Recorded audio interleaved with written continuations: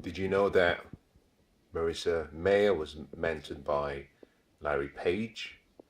That Mark Zuckerberg and Mark Benoff was mentored by Steve Jobs? Did you know that Martin Luther King was mentored by Mahatma Gandhi? Did you know that even Richard Branson was mentored by, I think it was Freddie Lark?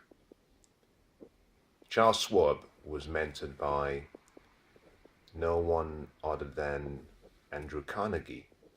If you look through records and if you look through history, what you find is a wealth of information to suggest that a lot of the people who have achieved great levels of success have to stand on the shoulders of other people. You know, we know of Warren Buffett as being one of the greatest investors of the 21st century. But Warren Buffett was mentored by a man called Benjamin Graham. The great people we've seen and the great minds that we respect, the athletes that we adore, a lot of these people didn't achieve success on their own. And the reason is because they had to stand on the shoulders of other great people. There is a fascinating relationship between a mentor and a mentee or a protege. And that is what I want to talk to you about today. Because if you understand the importance of leverage, true relationships, then you would understand that success is predictable and easy. There are two ways of learning. You can learn from your mistakes, or you can learn from a mentor. When you learn from your mistakes, we call it PE, which is your personal experiences. PE. And that is simply a process of learning through what I call the trial and error approach, where you course correct as you make decisions and as you take actions. The other way of learning is through other people's experiences, and we call that OPE. And this is where you try to leverage time by finding out from someone who has done something that you are trying to do and using their experiences, both successes and failures and setbacks, to guide you to achieve your dreams and goals much quicker, but much easier. That is the whole purpose of mentoring. And until you come to the point where you're happy to find someone that you can learn from, someone who you can sit at their feet and study and listen, until you come to that point, there's a good chance that your future will be delayed from arriving. Because time doesn't bring your future into your present. Time doesn't really do anything. Wisdom is what takes you to your future much quicker. You know, the quicker you get wise and the quicker you get more understanding and the quicker you become better at making the good judgments, the quicker you acquire more knowledge, the easier and the faster that transportation from where you are today to the future that you hope to experience. So, through mentors, you can leverage time. More importantly, you can gain wisdom. And wisdom is the most important thing in the world. Wisdom creates everything. You know, success is a product of wisdom. Everything you see around you has come from someone's thoughts, someone's mind, someone's desire, someone's willpower, all fueled through wisdom. And so by deciding to work with people who have achieved what you hope to achieve, you can get to that future you want much quicker. Now, I want you to understand that in the same way that you can learn from people and learn well, it's also possible to learn the wrong thing from the wrong people. And so in this short session, I want to talk about maybe 5, 6, or 7 ways to select the right mentors, because you have to apply what I call the law of selectivity in choosing your mentors. You see, your mentors have a great ability to influence your beliefs, to influence your thoughts, to influence your philosophies. And let me explain those two items just in case you don't understand what the difference is. What is a belief? A belief is simply habitualized thoughts, something you've been thinking about, thoughts you have repeated consistently over time that you actually consider to be absolutely true. The stamp of truth makes it a belief. You've listened and listened and listened and listened. The thoughts have replayed and replayed in your mind until you consider it to be true.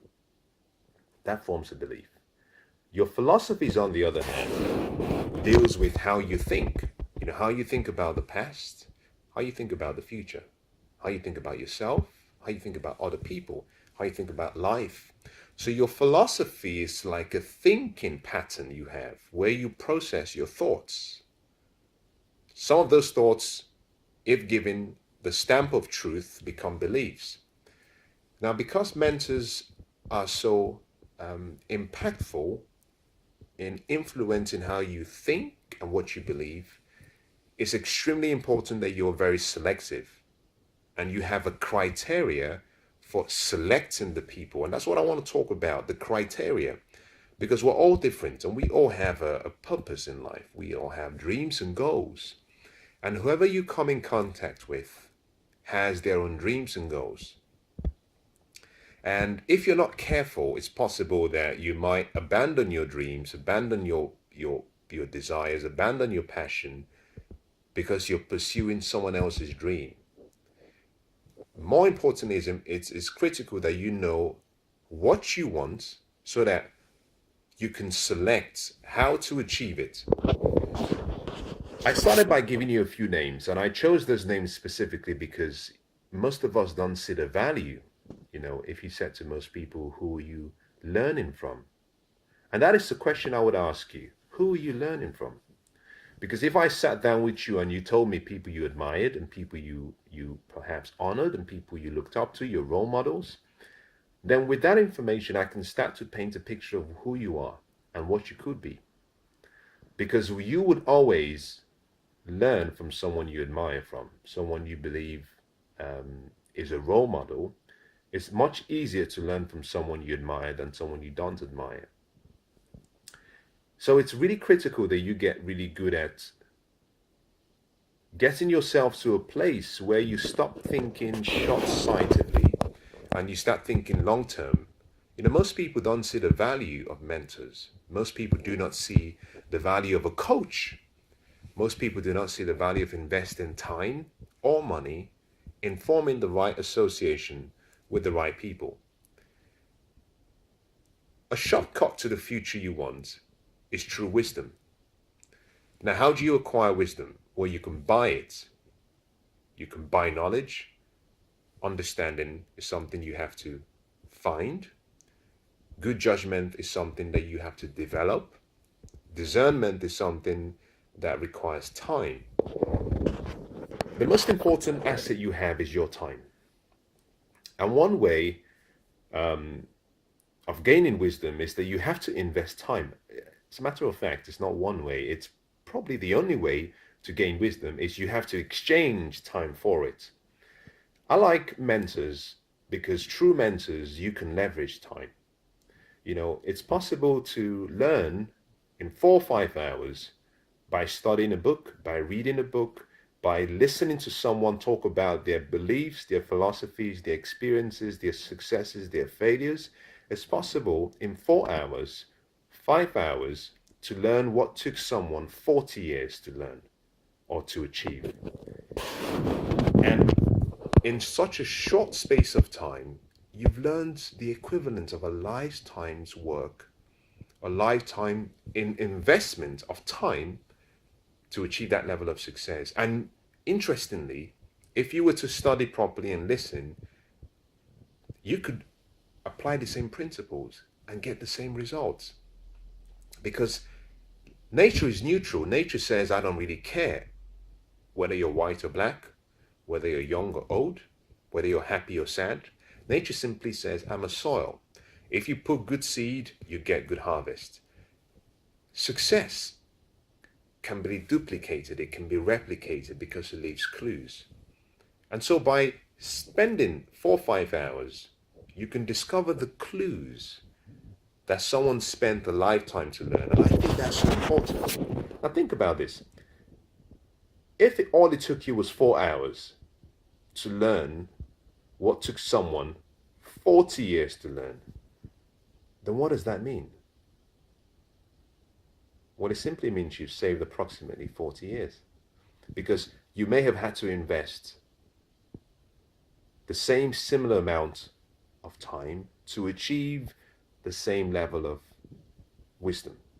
Not always, but you would agree with me that you're leveraging time. And so imagine that if you decided that you would spend 4 times those 4 hours listening to 4 great men, 4 great women, teach you about life, teach you about their experiences, give you clues, and you're willing to apply those.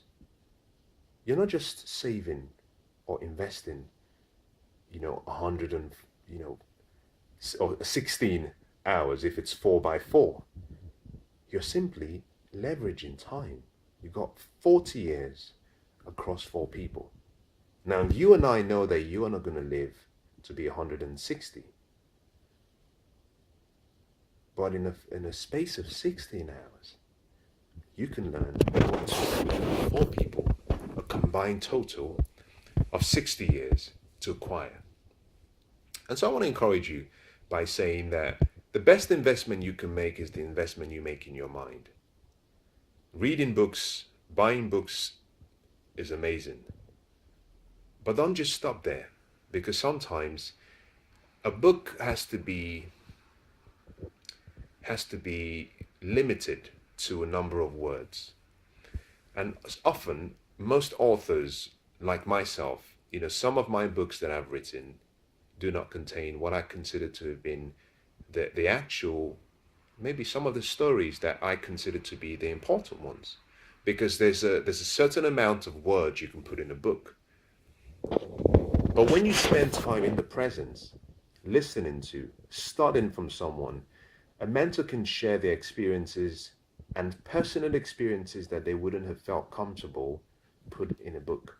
So you can learn, pardon me for a second, you can learn in the presence of someone what he or she may not have been comfortable to put in a book. And just that knowledge alone can change your life. I want to say this. Invest in mentors. Find the right people. Study them. Understand their beliefs. Understand their philosophies. And then study their work. And listen to what they say. But to choose, we get into the real deal. Because just as they can change your life for the positive, the wrong ones. Now there are 7. And I choose 7 because there's 7 days in a week. But let me give you 7 important, very important criteria for selecting your mentors. Now, we're dealing with the law of selectivity now. The first is this, and I'll go very quickly. The first is, if you're going to choose a mentor, always choose a mentor that is 30 to 100 times ahead of you in thinking and dreaming. That's simple. Why? Because the world is governed and ruled by people who have great minds. The world was changed and has been changed and will continue to be changed by people who have great minds. Those who think well, do well. And I'm not talking about just sitting and thinking. What is thinking? Thinking is simply the process of asking questions and eliminating questions. Because all of the secrets to life, all of the successes, all of life's answers are hidden in questions. If you can ask the right question, the answers come running to you. So those who have achieved great levels of success were those who got really good at asking the right questions. So find mentors who have this mindset of curiosity, who have this ability to dream, to see, to believe, because they ask the right questions. Some people ask disempowering questions, and so they get similar answers. Some other people ask empowering questions, and so they get similar answers.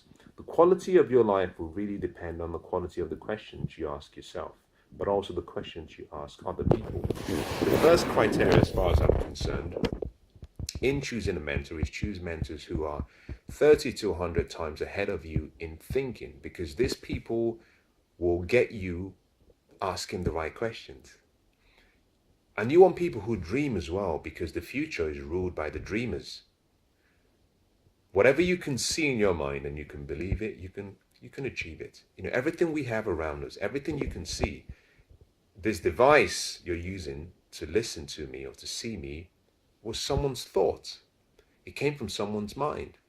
They had to dream. They dreamt of it. They made it a reality. Everything you have around you, if you were to do a 360 look around, every tangible thing you can see started as a dream. As a matter of fact, everything that exists in the world that is seen was made from something that was unseen at some point. So you want people who dream. You want dreamers. The quality of your life will depend on your ability to dream. The size of your success will seldom exceed the size of your belief in your dream. So you want people who dream. The second thing in selecting mentors is you want mentors who have a proven track record of success. But be careful now, because success is not everything. It's important, but it's not everything. There is a part to that equation, and one part is the proven track record of success. But if you've attempted, imagine this, if you've attempted 3 different activities and you were successful in all 3, that doesn't mean you're naturally great. It just means you were good.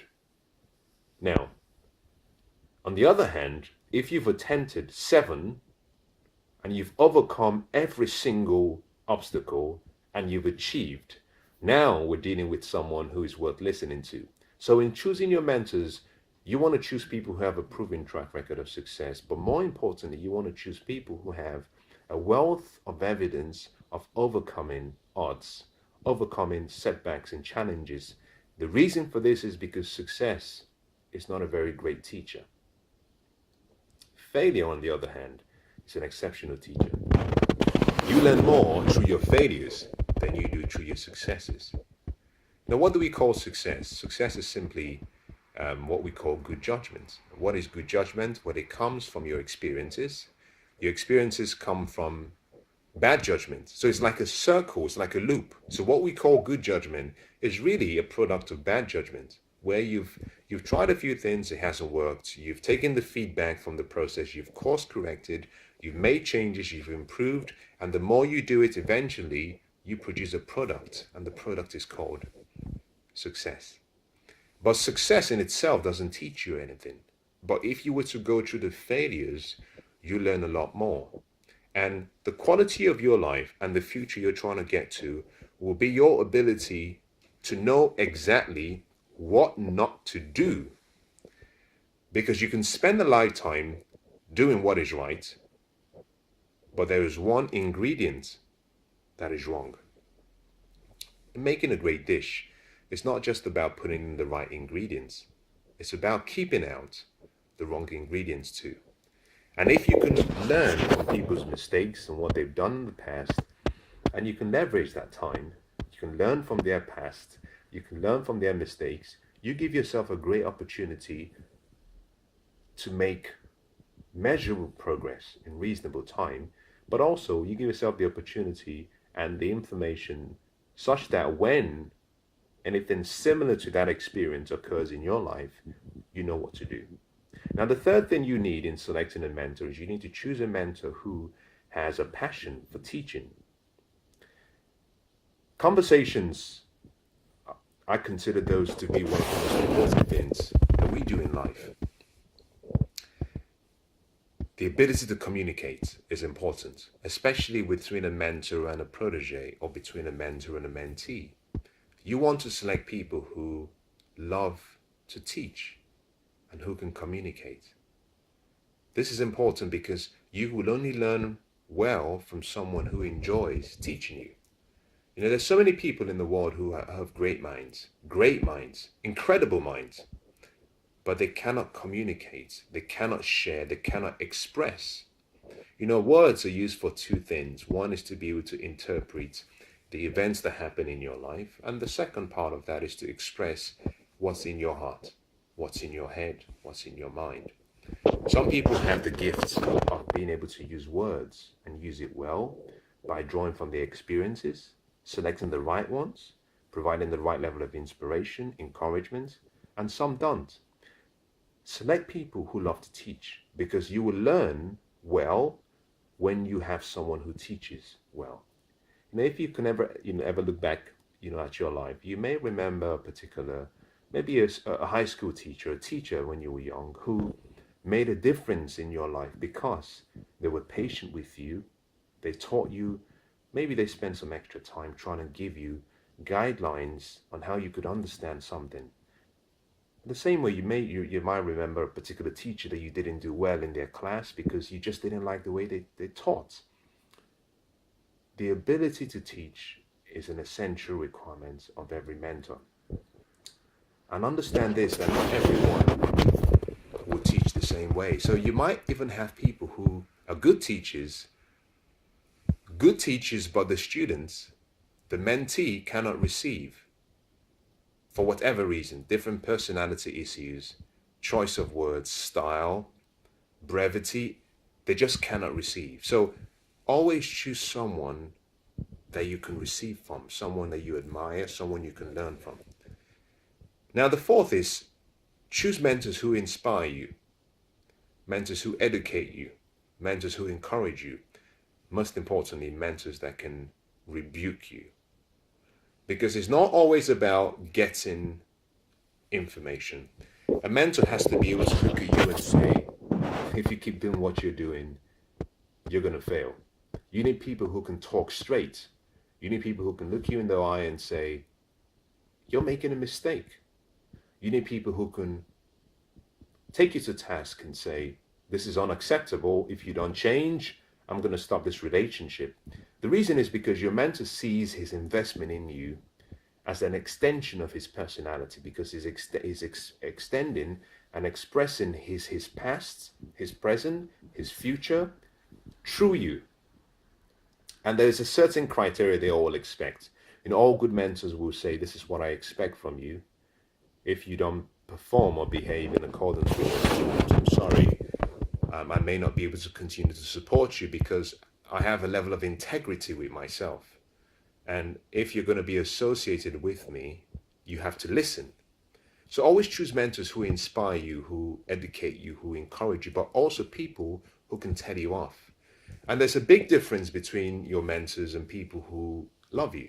Your mentor can like you, they could love you, but their love is different because they view that relationship differently to how you might see your relationship with your younger brother or your younger sister or your elder brother or your father or a friend. Mentors sometimes will risk losing the relationship they have with you because they refuse to compromise on what they believe is the truth. And those are the people you want. You want people who are bold enough to say, you're in the wrong, something has got to change. But they can do it in a subtle and soft way. They're not too harsh. But you want people who do not hide the truth from you, because the truth is what sets you free. And if you know the truth, then you are free indeed. The next thing you want is mentors who you are able to learn from. And I talked about this previously. It's a two-way street. Someone who can teach and you learn from. But this is the point with this particular selection criteria.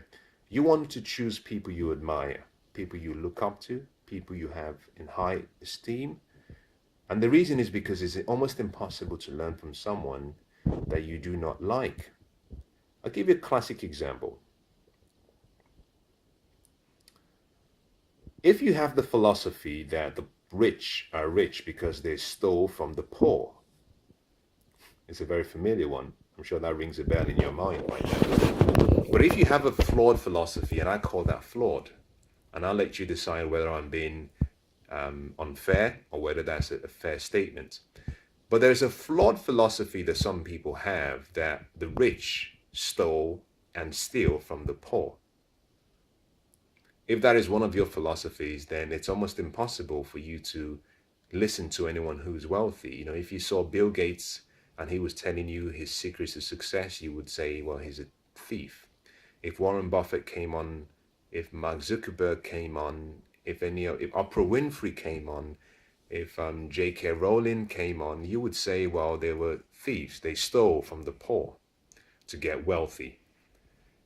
If that's your mindset and that's your philosophy, it's almost impossible for you to learn from them, because you cannot learn from someone you don't admire.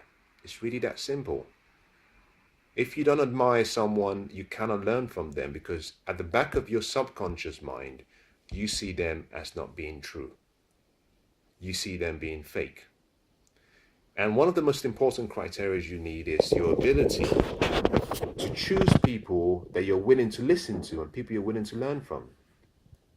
You know, you've probably heard this saying, and I'll put this in since I've already made a few statements that you perhaps you feel a bit uncomfortable about, but let me make another statement.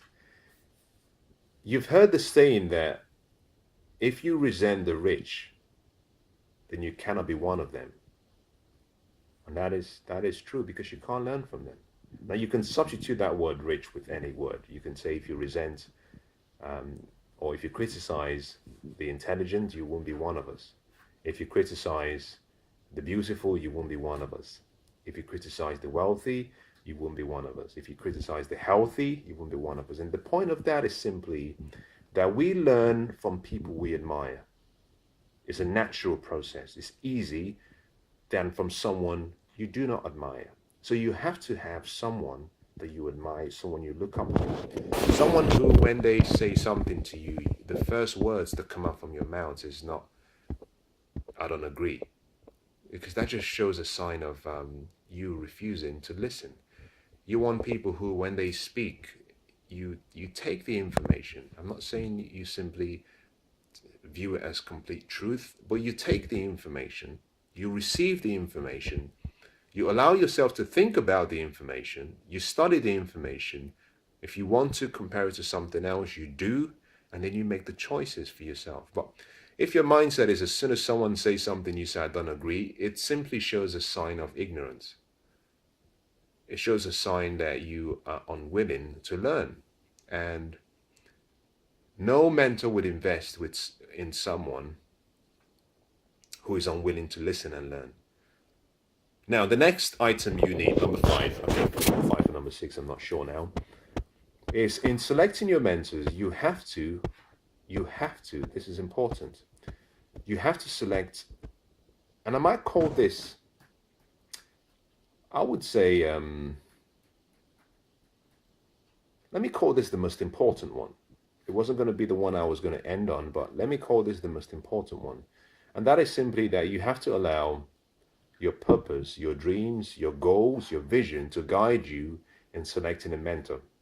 This is so important. Because of the influence mentors can have on you, it's possible that you could spend some time with someone and they change your vision, they change your dreams. And you might have them and hold them in such a high regard that you don't even know when it's happening. Your goals, your dreams, your purpose, your vision have to be very clear. And except they're very clear, you might choose the wrong person. And you may then be influenced into pursuing a life that is not for you, that is different from you. You don't want to end up at the end of your life looking back and saying, I could have lived a different life, or I wish I had the courage to have lived a life that was for me. So always allow your vision, allow your dreams, allow your goals to guide you in choosing the mentors you have in your life. Extremely important, because without that, there's a good chance that you might end up becoming almost a really nice replica of another person instead of the original that you were born to be. So allow your dreams and goals and your purpose to guide you in selecting mentors. Now let me end with one last one. And this is more of maybe a combination of a selection process, but also an advice. In selecting your mentors, understand that we're all or all human beings, including the mentors you think about, is that all mentors are human beings, and they will make mistakes. And you have to be real with how much and where you place that mentor. And you want to look into your mentors. You don't want to keep looking up to them, because if you keep looking up to them only, you place them in a place, in a pedestal where, it's not right, but also you belittle the greatness in you. So you want to be able to look into your mentors and see the greatness in them, and see how that greatness could be in yourself as well. And in doing that, you have to understand that in so many cases, a lot of the mentors that you might have in your life will not be exceptional in every area or category of life, and that's okay. Define what you want from the mentor and stick to that. Don't be sidetracked with other areas of their lives, maybe areas that you don't agree with. Understand that, very few people can provide you with the level of mentorship you need in every single area of life. They might be great at finances and business, but not really great at relationships. They might be great at relationships, but not really great in health and well-being. They might be great in health and well-being, but not really great in actually how to leave a great legacy. So be specific about what you want from the mentor, and be humble enough to understand that they're not gods, and they're not, these angels without flaws, that they're like me and you, and they make mistakes, and therefore we have to see them for who they are, but we have to keep our focus on the greatness that is in them, as opposed to the shortcomings that we all sometimes end up making. Now, I hope that's been useful to you, and invest in yourself, invest in your mind, invest in mentors, because the size of your life would only be as big as the size of the wisdom you have. And mentors help you achieve wisdom in a much shorter time. I want to wish you the best.